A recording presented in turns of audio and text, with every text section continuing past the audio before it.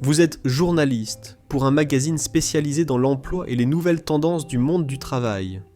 À la suite de la multiplication des témoignages sur le manque de courtoisie lors des processus de recrutement, votre rédacteur en chef vous demande de rédiger un article d'analyse sur le phénomène du silence radio, le fait de ne plus donner de nouvelles du jour au lendemain. 250 mots minimum. Le recrutement à l'heure du silence, vers une rupture du contrat social. Par Élodie Dupont, il fut un temps où une candidature recevait, sinon un entretien, du moins une réponse formelle.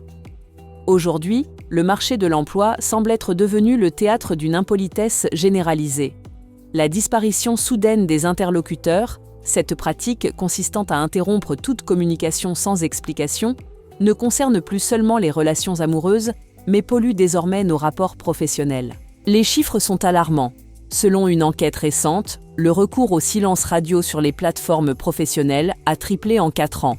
Si les employeurs ont longtemps été les premiers à ignorer les candidats après plusieurs entretiens, la tendance s'inverse. Excédés, certains postulants n'hésitent plus à disparaître la veille d'une prise de poste, même pour des fonctions à haute responsabilité. Cette dégradation s'explique par un sentiment de ressentiment mutuel et une déshumanisation des processus de recrutement, souvent automatisés et surchargés.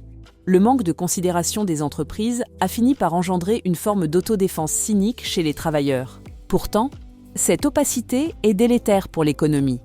Elle crée une instabilité chronique et détruit la réputation des marques employeurs. Pour sortir de cette impasse, il est impératif de replacer l'humain au centre de l'échange. D'une part, les entreprises devraient instaurer une charte de transparence, garantissant une réponse systématique, même négative. D'autre part, l'usage de la technologie doit servir à informer et non à ignorer. En conclusion, si la politesse peut sembler accessoire face aux enjeux financiers, elle demeure le ciment de la confiance. Sans un retour à la courtoisie élémentaire, le marché du travail risque de devenir un espace durablement dysfonctionnel. Tu veux ton DELF ? Je peux t'aider. Découvre comment dans la description de la vidéo.